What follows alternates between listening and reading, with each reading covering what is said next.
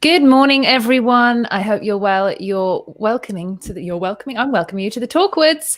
And this is Talkwards. This is awkward talks about things that matter. And this morning, I am joined with three friends of mine that are up for talking about awkward stuff to do with sex. So first and foremost, we have Bill. Hi. Hey, good morning. How are you, Bill? I am fantastic. Thanks for having me on today. You joined me the other week, which was quite a success, talking about addictions to porn, and it was very good. And YouTube loved it. The algorithm told us 63.3% of people were actually looking for a video named just that, and we had a 45-minute retention rate. So that blows me away that it was that high. I mean, I can't get, I think, 3 minutes sometimes on my freaking hour videos. Yeah, no, it was definitely like up there. Life. Yeah, and this is why you're on. This is why we've got you on today. And then we've got Charles. How are you, Charles? Excellent. Thank you very much, Nat. Great to be here again. Good. Regular co-host with me there, Charles. Charles is up for talking about absolutely anything at any time of day. So he's the ideal co-host to have to join me. And then we've got Jean. How are you, Jean? This is your first time. I am. Yes, it is. Looking forward to it. Awkward talks. Do you know awkward talks? We have it all the time. Right? Every time we talk, we end up having an awkward talk, which is amazing. Going to live this time. Might as well do it live. I know I said that last time I was on the phone to Bill. He's like, oh, you're rocking it so naturally. And I was like, this is just like real life. It's just, I do this stuff all the time. Every week we have an awkward conversation about something. So might as well share it. So first and foremost, I wanted to ask you some questions, guys. And they're going to be some awkward questions, obviously, because that's what I want to get out of you guys. I want to get the raw, honest answers. And I think it's important for men, especially, to be able to talk about their sex in a way that is not derogatory, but they can still have a laugh at the same time, but be able to share their feelings and share their emotions around what it is for them that turns them on and what doesn't, but to do it in a way that it's a little bit more respectable and that people can open the conversation with them rather than feeling like they're excluded in some way, because there's a lot of men out there that struggle to talk about their feelings. And this is just one in many of the videos that we will be doing to help men fight the way to discuss, share their stuff. So first of all, I want to ask Jean, I'm going to start with you. This is in no particular order, obviously, because I love you all equally. But, okay, so we're talking about how frequently you want to have sex compared to how frequently you actually have sex. Now, I know you're in a long distance situ at the moment. Yeah. Okay, so that aside, obviously, if you were in the same country, because that was kind of useful this morning. So if you're in the same country, how frequently do you actually want to have sex? Are you constantly like thinking about sex all the time, or is it something that passes you by, or does it depend on your mood? What's it like for you? I think it depends on my mood, I don't think I am constantly thinking about sex, for sure. Okay. But I have a beautiful lady as well. So I know when she's around, I'm always lusting. Like, wow, I wouldn't mind right now if we'd well, we have a special guest before to walk in. We do. No, but you know what? I tell her all the time. I'm like, you know what? I'm so sexually attracted to you. And if you presented me with the occasion, I think I'll definitely take it and I wouldn't refuse. But no, I don't think about sex all the time or feel the need that I have to have sex every day. Okay. And I think it depends on my mood. Yeah, because some days I'm really into my music. Not that I would decline sex, of course, but it's not the primary thing on my mind. Yeah. Okay. So do you think that it makes a difference when you work out, when you're training and stuff? Do you feel a little bit more horny after you've trained? After I've trained? Wow. Yeah, because you do quite a lot of training, don't you? And I know I do. I don't think so. I'm pretty normal. I mean, you come across good-looking women all the time, but I don't feel any sort of desire. I don't feel any urges or anything after. I think, yeah. Yeah. Okay. Cool. Not really.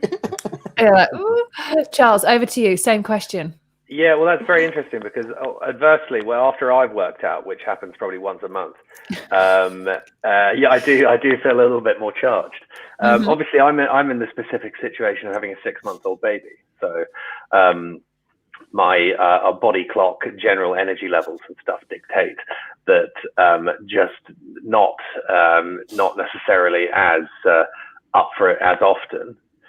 Also, I think like an age thing as well. Like looking back to when I was 23, I did think about sex far more frequently than I do now that I'm 33. Maybe that's because there's just more stuff going on in life in general.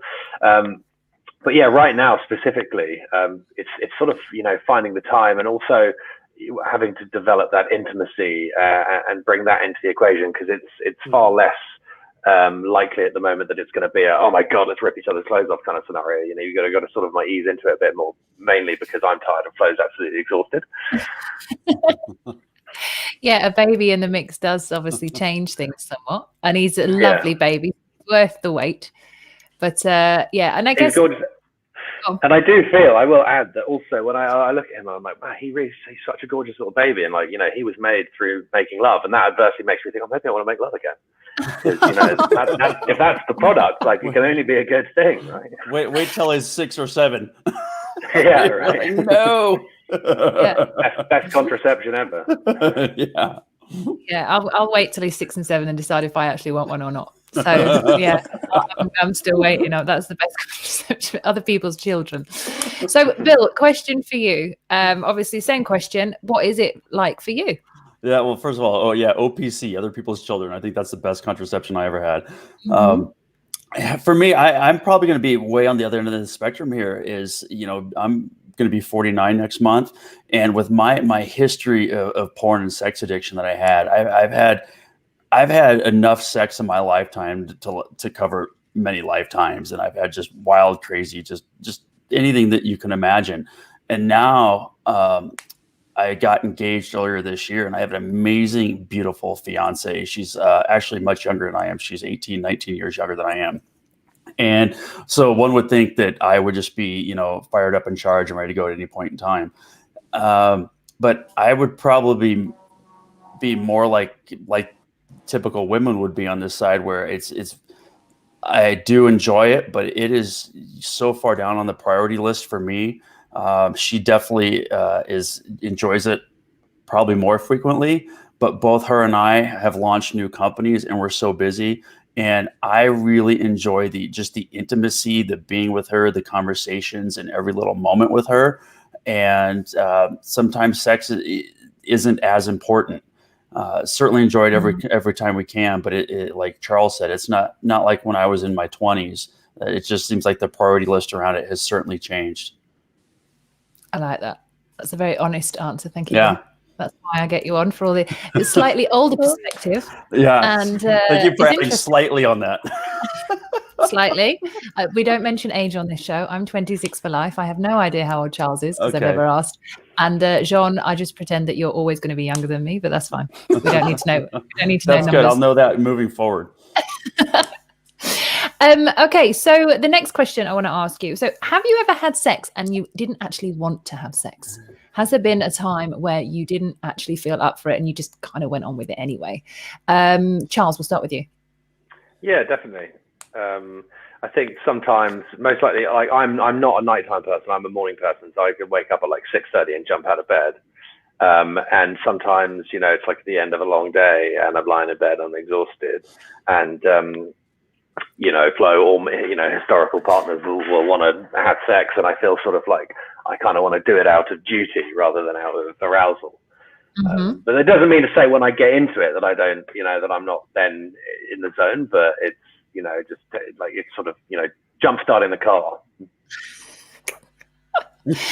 I love that jump start in the car.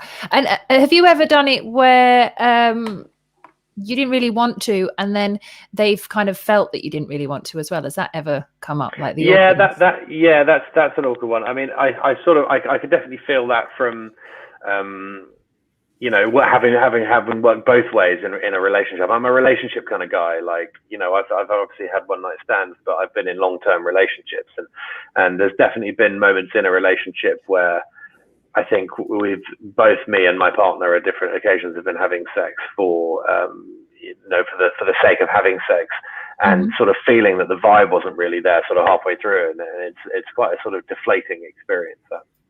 Very much so. And we'll go Bill.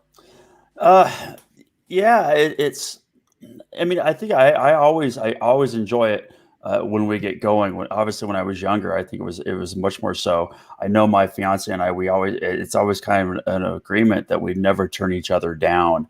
And we all, like Charles says, take that moment to get into it. If somebody's looking for it, I never want to tell somebody no, because I know what that feels like on the psyche. Unless somebody's just absolutely sick and just on the deathbed and can't do it. But there's a hard no. Yeah, there's a definite maybe. So, but and I don't know if this really answers the question. Growing up, the saying used to be, pizza is like sex. When it's when it's good, it's great, and when it's bad, it's still pretty good. But it's we lost John. But on that statement though, it's actually kind of false, because I've actually never had a bad pizza, but I have had bad sex. And so there's times where you're really getting into it, you're like, okay, this needs to end. So it's definitely gone that route before. Yeah. Okay, so I can't ask Jean the same question because he's disappeared. Maybe he just didn't want to answer that question. Maybe I think he's gone to get pizza now. Maybe he's buggered off somewhere. But yeah, okay. So I'm going to move on to the next question, and hopefully he'll come back. In terms of confidence and so on, do you think confidence affects your desire? If you're not feeling that confident, you don't desire it that much. Is that something that you would say is a thing, or are you just kind of like always confident and the desire just follows after? We'll go with Bill again. Yeah, absolutely. And I know it's definitely with a lot of guys that I coach too, and my own personal experience. When I really feel like I'm flying high and I'm operating on all cylinders, and business is good, everything's firing right. Yeah, the confidence in bed really stacks up. And if it's a week where I'm feeling, a bit down, and maybe I haven't been able to talk to anybody, or business isn't going well, or something that matter, you just aren't in the mood, and the confidence in yourself of like, God, if I'm not able to perform at work, sometimes you're not as confident in the bed. Mm-hmm. And that's a big thing that I try to work on with other people, but I fall to it prey, is that you really want to disassociate your self-worth to either your work or some other stature for external view. Mm-hmm. Interesting. And Charles? Yeah, it's echoing what Bill said. It's being in a state of flow, when everything's sort of falling into place, and you're really on the path from like A to B on your life path, and everything's jamming, then you just have more confidence in general in life. I also think an extension of that is particularly when you're with a partner and there are, influences, whether it be having a child, or whether it be both of you having, work or tiredness, and when you're having to try and make time, actively trying to make time for that intimacy, and if you're not feeling it, or for example, what we were talking with Jules the other week, mm-hmm. About talking about sex, which is something that I've worked on in recent years, is that communication from your partner, telling you how they like it, or whether they're not enjoying something you're doing, or they want you to do something different, is that's okay.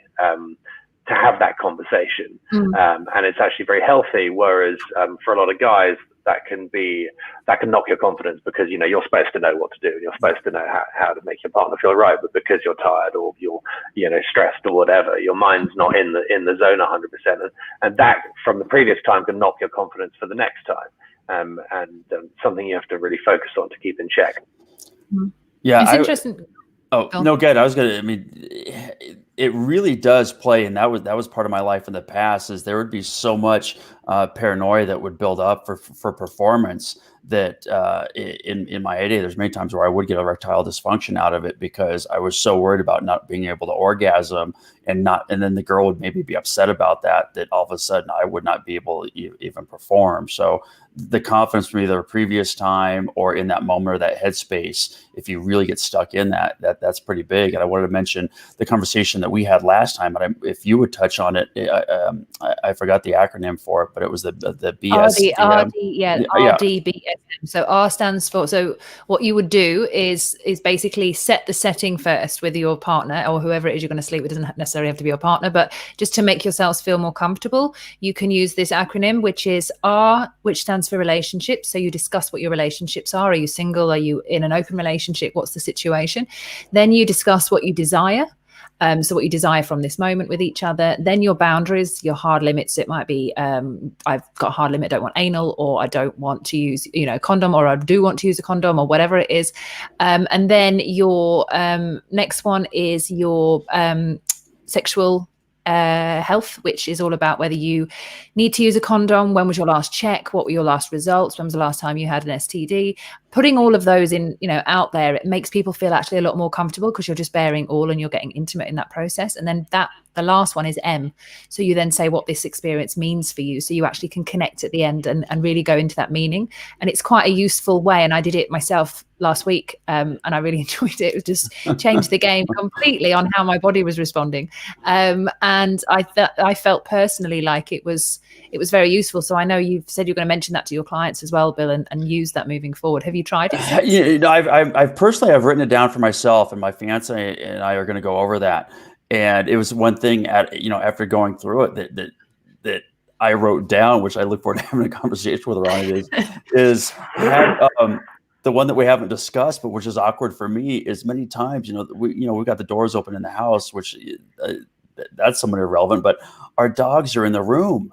And I have a hard time when the dogs are in the room. And my dog that you saw there back in the back, he often wants to just jump up on the bed. And I'm like, okay, from here on out, we need to plan it. And even though it's going to be spontaneous, I got to make sure that the dogs are not in the room, because that gets a little frustrating. Just watching you and being like, oh, so I really look forward to bringing that one to full fruition. In all my years, I have not heard that. So that was a neat piece to learn. Yeah, it's a very simple process, and I've said it to multiple people since, because I'd had it the first time I ever heard of it was at I was at authentic relationship training, relating training, sorry. And there was something, this guy said it to me in a room full of people. Everyone was kind of talking, but he kind of came over and said, "Hi, we're going to do RDBSM," and then literally just rang it out to me, and I'm just like, are we? I'm not into this. I wasn't interested in him in any way. And he just felt that was the way to come in and talk to me. So it really made me go, oh. And then some of the guys that were there were like, oh yeah, let's talk about this, because it was an inappropriate way for him to, to connect with you. And then it became a big thing for the room. And I'm like, So I kind of put it out of my mind. And then last week it happened, and because I was saying, I feel pressure. It's not pressure from you, but I actually feel pressure, and I don't feel like I feel very comfortable. I feel like I'm short of breath, not COVID, not coughing or anything, but I was just like, oh, and I couldn't quite catch my breath. And he said, okay, let's try this. And I was just like, oh, well, now you've done that, I'm ready for anything. And it really just lined it out to the point where there's nowhere to hide. There's no need to hide. There's this space for you to just connect with your partner as a human being and actually say what you like, say what you want to experience, and then crack on. And it made a world of difference. And I just thought, now I don't want to ever have sex again without that kind of being done. It's like the picnic blanket. You just lay it down before everything comes on top. And I'm going to call it my no pun intended. No, of course, all pun intended. This is ever. Okay, so that aside, we are going on to the next question. And Jean's just messaged me saying that he says, I'm trying to get on my internet. It's gone. I've got 1 bar. Let me try with 4G. So he's going to try and make his way back. Oh, I hope he makes it back. Yeah, I'm calling bullshit. Maybe you just didn't want to answer the question. I'm joking. This is too hot. This is not what I expected. I love you. Wait till you come back on. Okay, so how do you manage? So we kind of covered this a little bit. It says here, how do you manage both giving and receiving rejection? So I think the way that this word is the way that this question needs to be changed. So if someone device is not connected, Sean. Oh, there we go. I think someone's coming back on. I'll bring this one back. Yay! He's back. Boom. Hi, sorry. It's okay. No Can problem you at hear all. me? Yeah, I can hear you. Is he there? This is a technical thing, what happens with live. Can you hear me, John? He froze up already. We're probably gonna lose him Yeah. again. He froze up with a lovely smile on his face. Yeah. Right? Screenshot that. Hi. Hi. Can you wave, John? No, he's basically that's just like a screenshot that he's not there anymore. He just brought himself to the table. Bless. So while he's figuring that out, I am just gonna carry on anyway. Yep. And he's just a spit. So the question was, if, for example, there's two angles of this about rejection. Okay, so for women, a lot of women, and I'm speaking for a lot of women, I'm not speaking for all women, and I can't do the whole assumption thing, and please don't politically correct me or in any way, shape or form. But for most women that I have spoken to personally, it's quite difficult to tell a guy what it is you want to have in bed. It's quite difficult for you to be able to express what you need and what you like, because sometimes, obviously, when you do speak to a guy and you say, oh, not like that, they can get a bit moody, especially if they've had a drink. They might think that they're the kingpin and they're just getting on with it. But there's actually two people in the room at the same time. So it's important to see if the other person likes it. So it's quite difficult for ladies to be able to say what it is they like, especially it might even be for men as well. But could you both give an example of how you would actually... how women, or what you think women would be able to say to you that would make you not angry, make you step back and go, oh yeah, I could do this different or better? Like, what would you like to hear, rather than be like, no, can you do it like this, please? Which is a little bit like standoffish. Well, Charles, we'll start with you. What do you think a woman could say, or how could they approach it in a way that would make you still feel confident and feel like you want to do it, but then also be able to share their needs? Yeah. It's going to be a knock on the head. Excuse me. Hope you don't mind awfully me asking. Yeah, sorry. Yeah, it's obviously not being like, do it better. I had a friend of mine who got told that. She actually said, do it better. Do it better. But then she asked him to punch her in the face. At which point he was like, no, I can't. I could do that bit better, but the other. Sorry. Yeah, no, it's funny. He like sort of like went like just gave her a little tap on the cheek, and she was like, no, do it properly, do it better. And at that point, he ran. Yeah, that's a whole different. That's a whole different BDSM. That thing. is, yeah, that's a whole different thing. Are we talking about during, or just having an open discussion? Open discussions are easier. Engaged?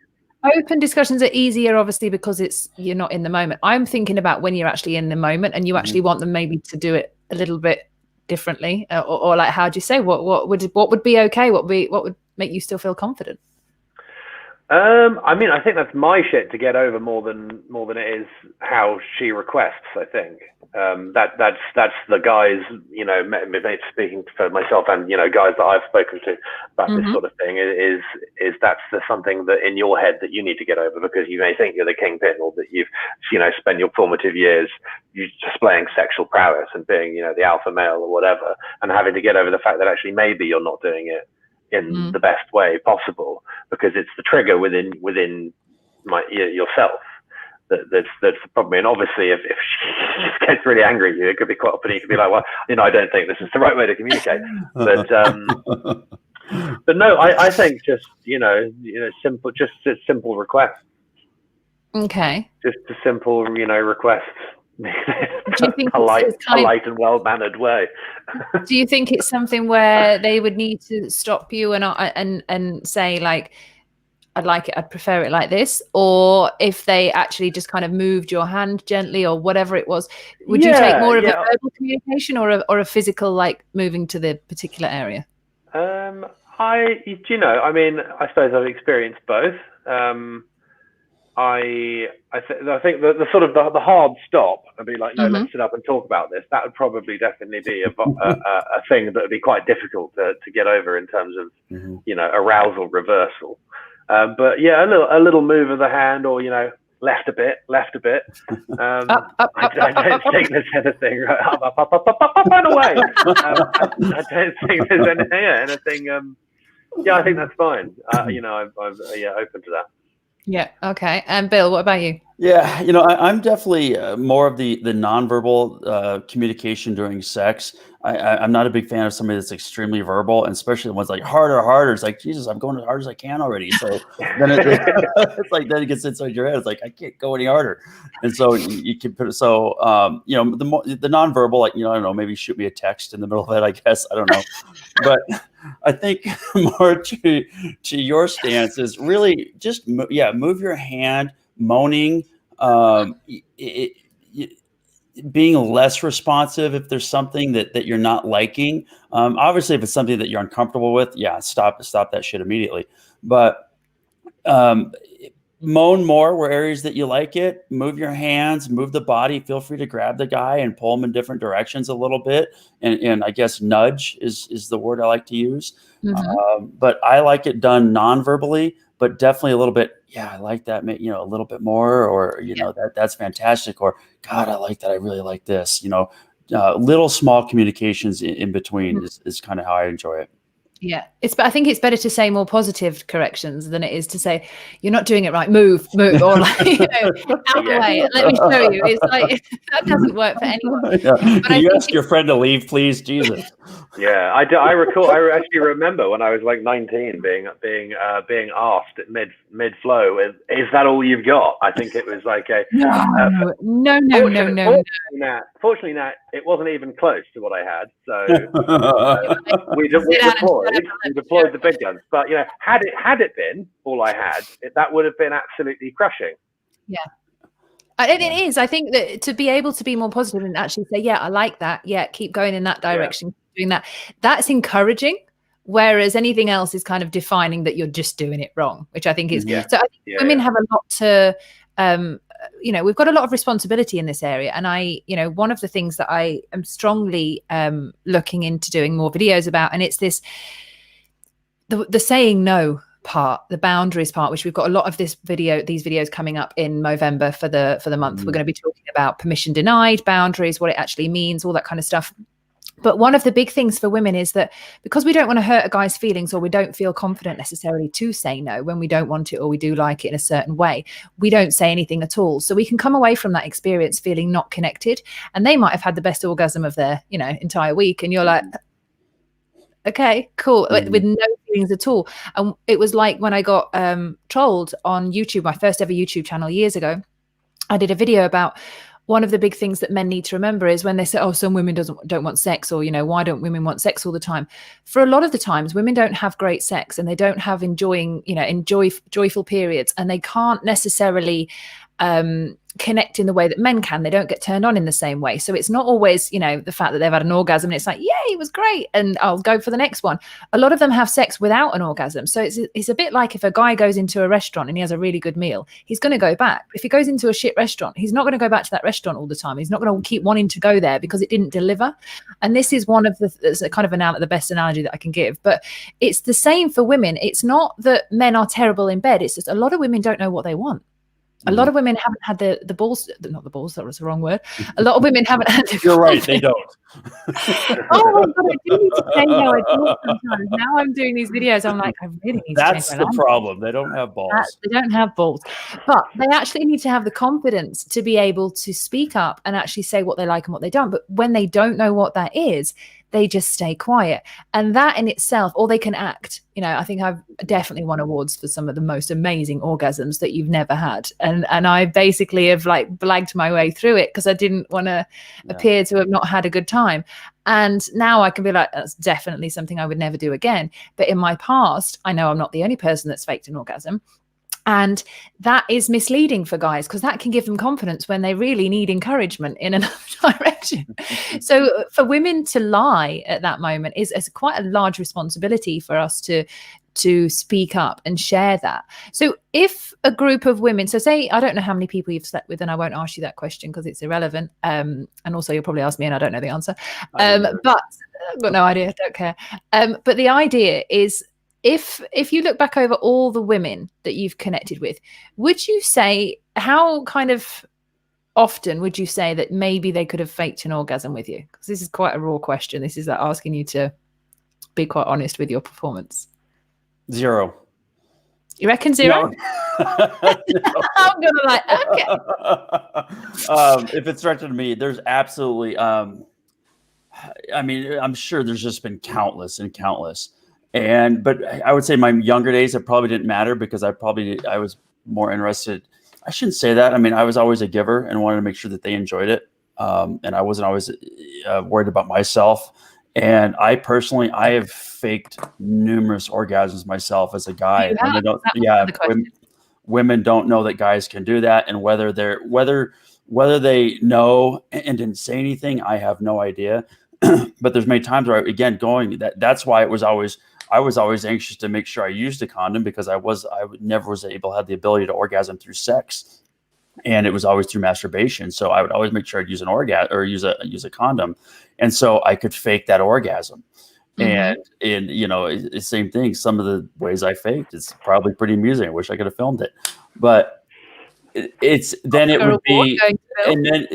would turn into I would roll over and maybe take my condom off and then rest for a minute and then maybe do a pretend like second round and then use it and maybe have her use a hand or something to finish me off like for the second round. But I've faked many, and so obviously if I can guarantee you probably more than half have probably done it with me as well.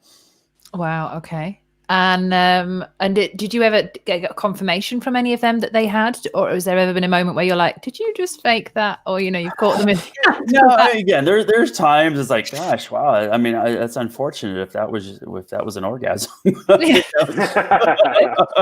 like I never really took it personal for some reason. If they didn't, again, because I know in my own head when I don't, it's not the other person, it's all me. So I've never put the onus on somebody else for not being able to do it. It's always been in my own head. And so understanding from what you talked about is I feel like I've always grown up more on the side of the women where the orgasm and sex was always could be stressful at situations. And so understanding with women that it's different where like in our youth as guys, anything can turn you on. And understanding that women, the process starts way sooner. And I think having that perspective has helped me out to understand either myself as well as a partner, knowing that it doesn't happen just 2 minutes going into the bedroom. It starts with a conversation or text or maybe that morning during breakfast or maybe kind of beginning the arousal throughout the day to get something going. Nice. And Charles, same question to you. Yeah, I'm sure. I mean, a process of, like odds elimination, whatever, like it must have happened at some point. I think maybe once I tried to fake an orgasm. I'm impossible. Flo often laughs at me when I orgasm because I'm like, I've got that should be another Talkward, the sex space. We could just do like a sort of 3 minutes there.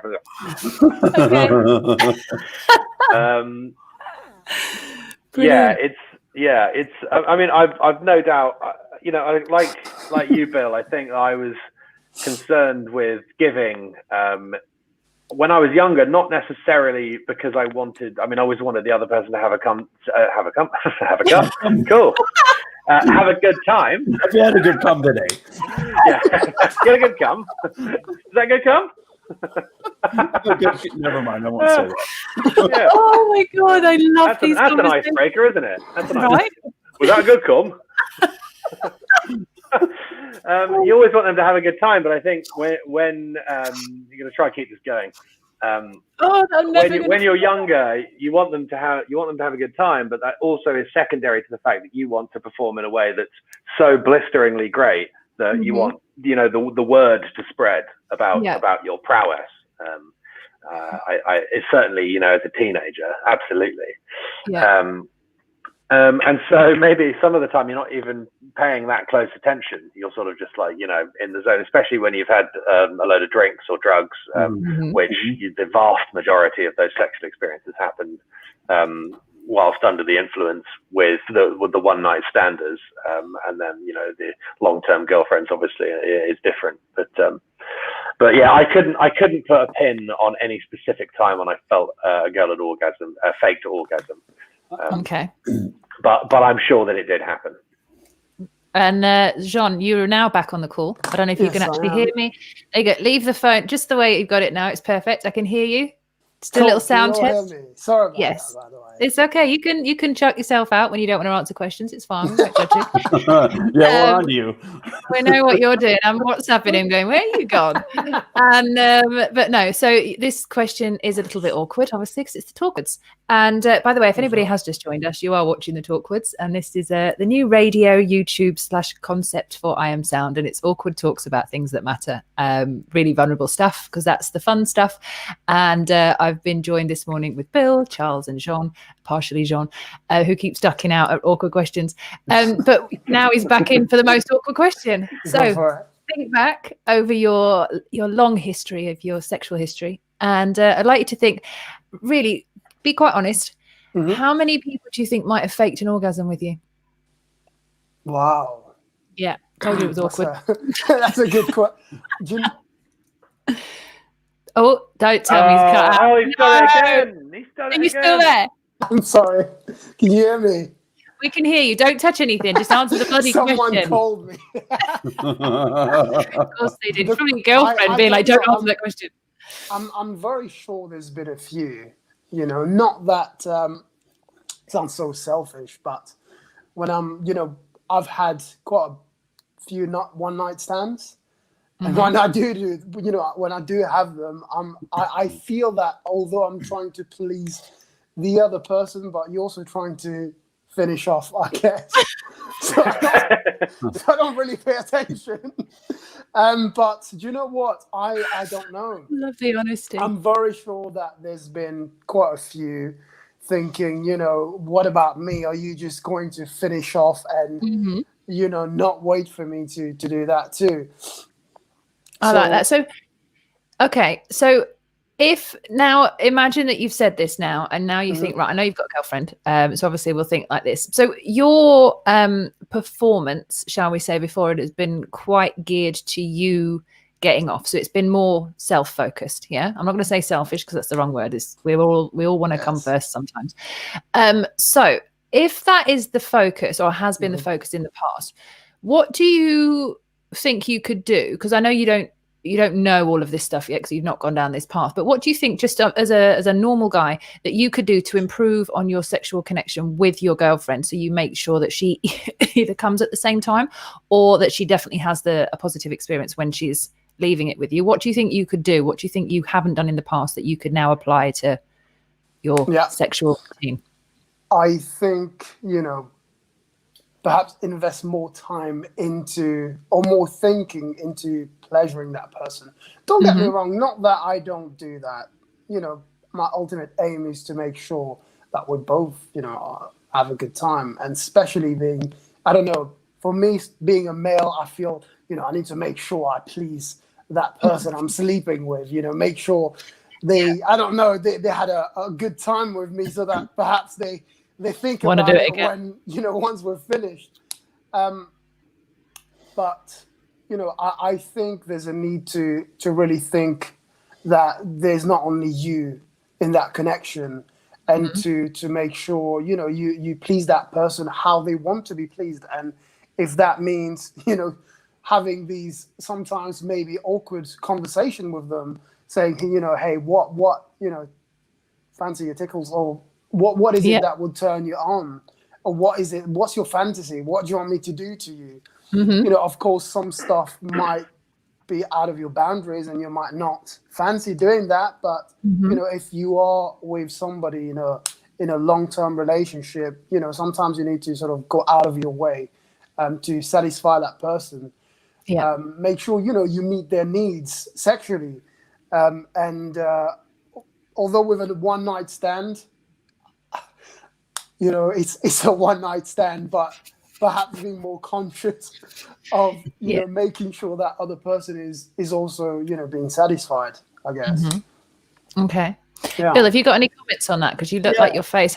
And just while you do that, I'm not running away, because obviously it's the show that I've started. I just need to get the charger. So I'll let you do that. Absolutely. It's definitely being present in the moment and understanding and feeling the woman. And I think taking cues in the moment. But it's almost like a normal life, and anything you do is always practice on making tough conversations just conversation. And having those opportunities afterwards, if maybe you felt there wasn't a connection or that maybe it was off, absolutely ask and maybe get confirmation. And again, just like anything in life, is always get reassurance. Like, what could you have done better? It could be at your job. It could be in a conversation, not just sex, but take that opportunity to get feedback whenever you can. In the moment's probably, again, not the best idea, but afterwards, but be mindful to the cues in the moment. I think really hits home. I do want to mention, though, I think with the three of us, the three guys here, I think we've all probably grown up with the past of having many encounters, which might not be the case for a lot of the guys that are watching. So understanding a lot of the guys are watching say, here's three guys that sound like that they've had a lot of sex, and that's not my scenario. Like, maybe I've had one or two people, and just keeping in mind that it's challenging for us. And I'm also envious a lot sometimes of guys who've maybe only had, 1, 2, 3 partners in their life. I'm like, God, I can't imagine how my life would have been different, and how more engaged and how more intimate I could be with a woman had I not just had this life full of just sex addiction for many years. But back to the original point of just being open and asking for really constructive feedback. And if you ask for it, be ready for the answers that come. But knowing that that's just going to make you better. And again, that's not just in sex, that's in any instance in life. Right. Yeah. Cool. Good point. Yeah, that's a good point. So can you guys hear me okay, by the way? Yeah. Okay, cool. Literally had to go and plug in the charger. So from a woman's experience, and I've had a lot of shit sex, just going to be putting it out there. It's not been the greatest part of my life. I remember one time where I had a guy that I went out with, and we had great sex. We had a really fun time. We got on really well. We were really good friends. But a lot of it was more of a chemical romance. So we were always high. We were always taking some form of ecstasy or MDMA or whatever it was getting us high. And we would be very open and honest. And the connection was much stronger between us because we'd been so open and loving, because we'd been so high, and because we'd always been in those loving kind of moments. When drugs, and that's not me being an advocate for drugs, but when drugs aren't involved, we're not necessarily that easily intimate, and we're not necessarily that easily connected. So it does seem to be a lot easier sometimes to be able to express yourself when you've had a drink and when you've had, drugs in some way. And we've lost Bill, but there you go. I'm sure he'll be back. But the main thing is now is kind of being present without any of those things. So being present without any alcohol and without any drugs. So Charles, I'll direct this one to you because I think you've been in this situation quite a lot, obviously being married and having a baby and stuff. I thought you were going to say having been high loads. That too. Obviously, having been absolutely shit-faced every other weekend. Yes. Yeah. No. But not just for that. But coming from a married person now, and obviously, doing what you do, in terms of creating intimacy when you're not high and when you're not on drugs, have you found that takes a longer process? Is it a different approach? Did you have to do something different? Because a lot of people just daren't until they've had a drink. But do you think that there's tips that you could maybe give, or ways that you might be able to say that people could maybe adopt without having to use alcohol or drugs to get that intimacy? You see, I was just going to suggest staying high or drunk all the time, but if that's not an option. Not advocating that. No, that's another show. When you've been with someone that long as well, it's like your love grows and deepens in different ways, and you're faced with all sorts of new challenges. One of which is keeping intimacy going. Something that I know for my part that I need to keep working on and work on harder, and creating those opportunities for intimacy, whether it be fleeting kisses or a stroke of the arm when you're walking through the house, or lighting candles and running a bath, or giving a foot massage or whatever it is at night. I mean, it's like, as you say, it is definitely it's a totally different experience of sex when you're particularly when you're high. When you're drunk, it's a bit of a fumble.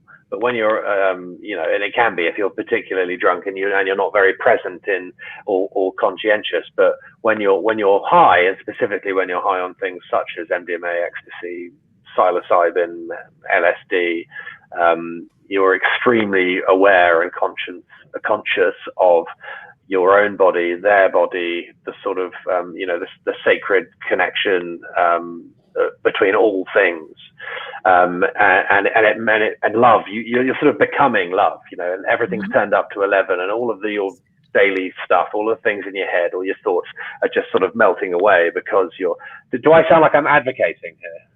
No, keep going. I like it. Keep going. But it's a very, very different scenario to being sober and being intimate with someone, and then being sober and being intimate with someone who you've been with for a very long time, when you have all sorts of different dynamics at play in your life. And it does take a much more of an effort to keep cultivating intimacy, and not necessarily making things fresh, but just maintaining that level. And as I said, it's something that I'm working on as I speak. I mean, not as I speak, I can't multitask, but when I get off the call, I'll be like, have you had a good cum? Love that. So basically, there's a book I have here called Conflict Equals Energy, and it's part of a course that I went on called Authentic Relating. And when I went on this course, I was quite eye-opened, should I say. There was a lot of information there that really made me go, oh wow, I've been doing this completely wrong. Now, I'm a person that loves to communicate and I love to talk, and as you all know, at some point we've all had awkward conversations, because that's just where my conversations go. So I like the real stuff. And even for me, being open and honest about stuff and sharing all, I felt quite intimidated in the group, in a way that it was, there's about 30 people there. We're all learning how to communicate better, so we have better relationships and better friendships. And a lot of the women, I noticed, when they did their, they did their communicating, they went straight in for a hug afterwards. They're, oh my God, isn't it amazing? And hugged afterwards. And some of the guys, watching them in the beginning, they're like, oh yeah, that's really good and refreshing, but they wouldn't necessarily go for the hug. And towards the end of the weekend, which was a great weekend, and I highly recommend anyone going on these courses, towards the end of the weekend, the guys were just hugging. They just didn't really care. There was just like this barrier had dropped, and the communication level had deepened so much that they could have these conversations and feel as awkward as anything, but still hug it out afterwards. So when you're as you're getting deeper with someone and you're learning and you're growing with someone, obviously the level of communication is greater and you do get more tactile. But do you think for guys, it would be easier for you to connect with a woman and to kind of have these conversations if there was more touching involved, if rather than it just being a straight up conversation where you're just two of you sat at a table and it could be quite awkward, or you're on the sofa? If there was more touching and feeling and more hugging and more connecting involved, do you think that would make your conversations flow easier? Do you think that would warm you up a little bit to maybe learning about how to improve a little bit, or do you think that would not make a difference at all? Charles, over to you on that one first. Yeah, I definitely think there's a lot to be said between sitting next to someone, looking in their eyes, putting a hand on their arm or shoulder, and really engaging with them, rather than sticking a table between you and sitting down like it's some sort of crisis meeting. It could be a crisis, but this is which sometimes happens unintentionally. But then if you can sort of look down on yourself and be like, oh yeah, I see what's happening here. It's like, I'm not creating an environment or atmosphere that's conducive to a free-flowing dialogue about these things. And so yeah, I definitely think that physical contact. I mean, again, it's subjective. I know people who are very close to me, who can't even bear the thought of being touched in public. It's like it gives them the heebie-jeebies. They find physical contact the public displays of affection, PDA. They can't stand it. For me, it's I'm all high fives and slapping asses, and consensually. Not in 2020. You're not slapping any asses, hopefully, because yes, can't do anything in 2020. We're not allowed. I know. What am I going to do on the 23rd of March, 2021, when this all lifts? Oh, apparently, I don't know. This bit lifts, unfortunately. Okay, so Bill, I'll ask you. I know you dropped out. Welcome back. Yep, thank you. All right. I was asking, obviously we were talking about a few other things, but I think you were here for the last question. Was basically, do you think that being more tactile and being more loving and connecting is going to create a better space for people to have these conversations? Is that something that you find easier? I've done it in both directions, because one of the big things that I had to work on myself and the exercises that I did was communication through touch and conversation while both of us were being naked. And part of the exercise was one person could only touch the other person, and then for an hour or half hour, however long you decide, and then you switch it around. And then for the third half hour, you're mutually touching. But during that time, you're having conversations. I've also had it, just sitting down at the dinner table. I think a lot of it rests more so on the state of mind and your openness, regardless of the physicality of it. And it really comes down to vulnerability and dropping the ego. And I think Charles will probably agree with this. Some of the stuff that we've probably experienced in the past is if you can get ego out of the way and really listen and have a conversation with somebody around it and take it in for what it's worth and not get defensive about it. It doesn't really matter as much as the scenario, as more as the state of mind that you're in, being willing to receive the conversation. Mm-hmm. That's important. So I think having heard that, Jean, what do you reckon after hearing both of those answers? What do you think for you personally? Does it make a big difference to you? Do you feel that would be a way for you to go into that conversation? No, absolutely. I think there's a definite need for me, being in a, I'm always on FaceTime to my girlfriend and there's no, physical touch. And that builds a different kind of connection, having that physical touch. I think it's really important. And also it allows the person to perhaps be, more vulnerable and open up about certain subjects. And because, for us, despite us having, despite us talking every single day, working on our relationship, working on our connection, it's still very difficult, not being able to feel that person.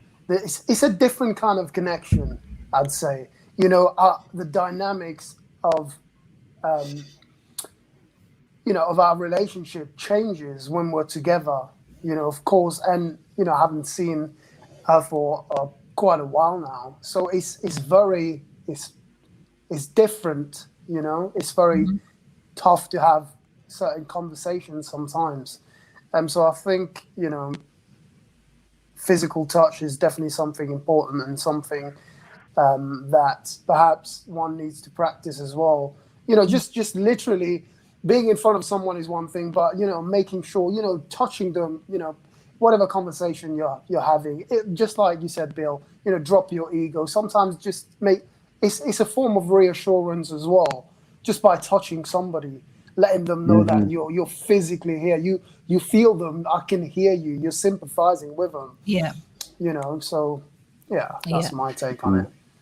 Good. So we just got a comment. It's a very interesting comment.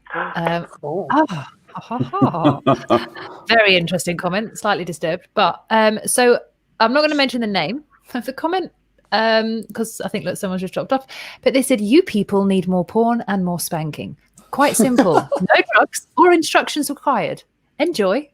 I'm like, okay, interesting comment. It made me feel uncomfortable reading that.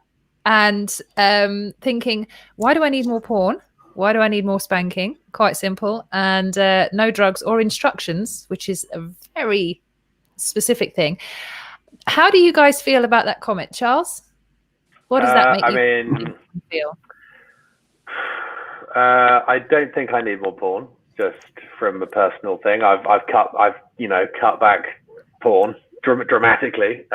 And I don't feel like I'm at a loss because of it. I will continue to take drugs. There's nothing you can do about that. Only good ones. There's nothing you can do about that either, Charles. No, there's nothing I can do about it either. No. What was the other? No instructions. No instructions regarding the spanking. Regarding spanking, I've never been a big spanker. I've tried it. But it's not given it or received it. Well, both actually. Right. Okay. It's and instructions. I don't know. I think it says more about the person who's made the comment than about us guys.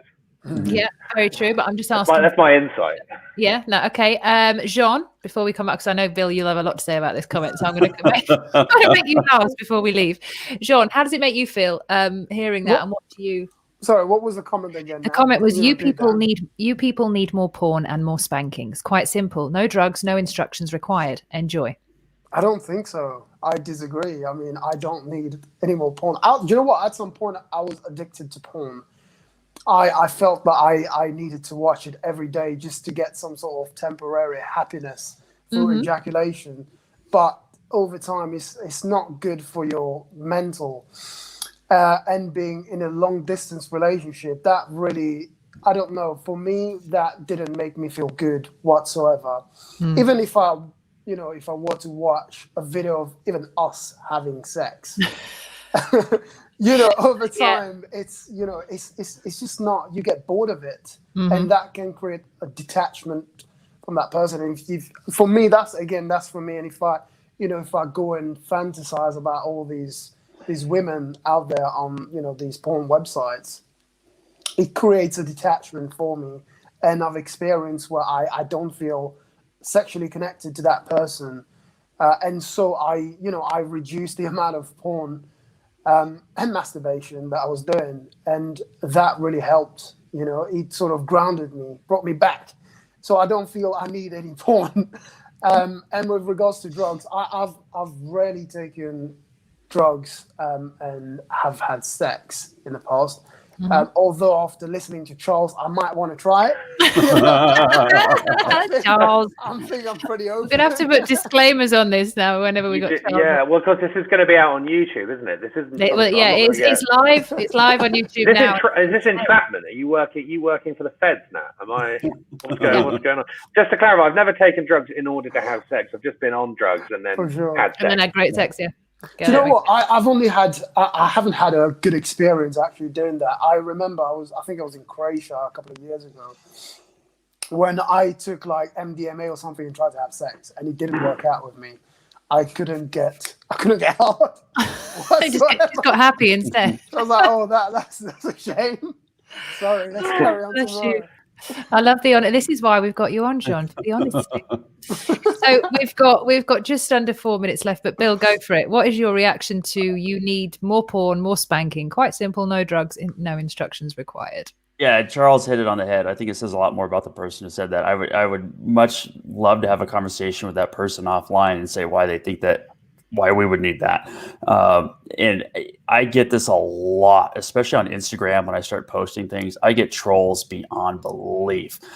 So many telling me you're fucking crazy. You must be a sissy boy. You must be all kinds of stuff. Porn is great. Porn is amazing. Porn helps me get to sleep. Hell, I use porn before I go out, to meet a girl, whatever it is. I've heard everything in the world, like how porn is good for you. But I'm not out here to convince anybody in the world that porn is bad. I know it destroys lives. I know the men that I work with, their lives that it's destroyed. So there's so many people in the world that I know whose lives that it's destroyed. I don't need to convince anybody else out there that it's bad, because there's so many out there that already know it is, and that's who I work with. And many times when I have these conversations with men, because that's where people want to get me in that rabbit hole of discussing why it's bad. I'm not going to discuss it. If it's good for you, then great. Talk to me in 3 years when you can't hold a job, or you're job skipping, and you have erectile dysfunction in your relationship, and you have to run home and watch porn after hooking up with an amazing looking woman. Contact me then when that happens. But until then, if you think it's working for you, do it. But just consider the point that if you haven't reached the point where you want in life for the levels of success that you want, just consider that porn might be playing a role in your life. But again, I'm not here to convince anybody. I know what it did to me. I know what it does to many people in the world. And a lot of those trolls that I talk to, I eventually get private messages from them. And I end up having conversations, and they're saying, yeah, I deal with this. I'm sorry. I was just being a little defensive about it. I have struggled with this. So that's generally how that turns out. I don't want to make any assumptions for that person. I'd love to have a conversation with them. Okay, well, there you go. You know who you are, because it's got your name on it, and I won't read it out because I don't feel the need to.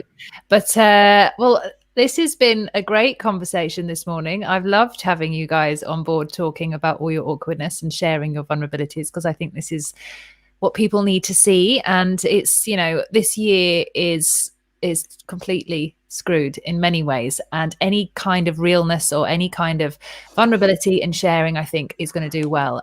So first of all, Bill, can you tell everybody where they can find more information about you if they want to reach out about the subject of porn, what they can do as well, just so they can connect? Yep, absolutely. On YouTube, you can just search my name, Bill Ranshaw, or Bill Wilderment is my website.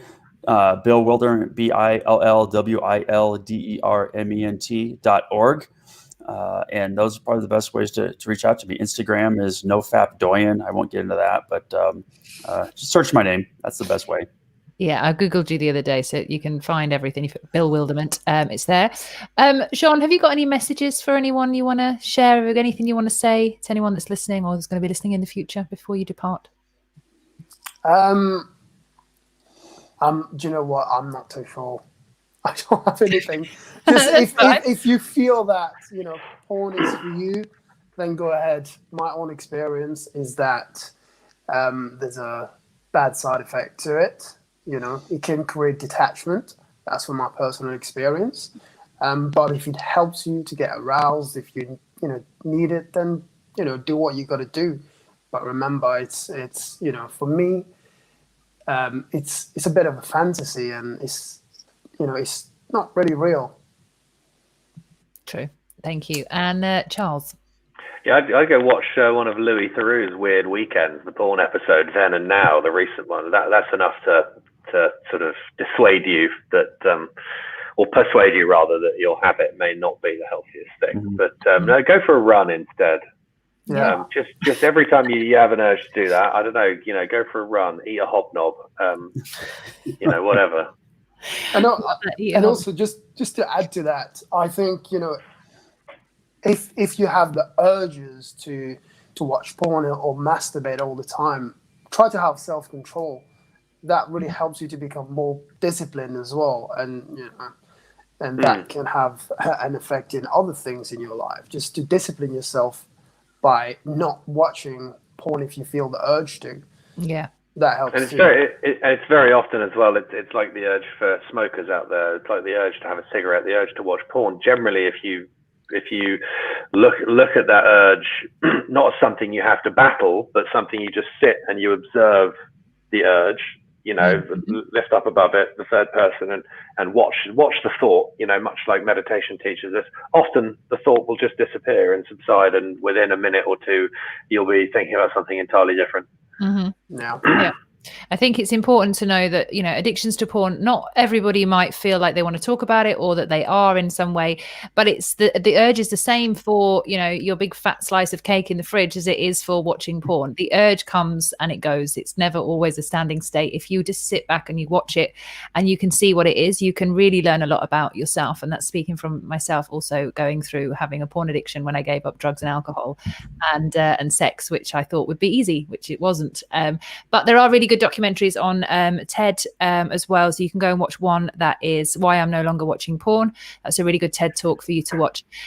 So I want to say thank you so much for you guys joining us today. I really appreciate it. We've got so much more content for the Talkwards. It's every Wednesday morning. We're going to be doing live conversations talking about stuff that is awkward.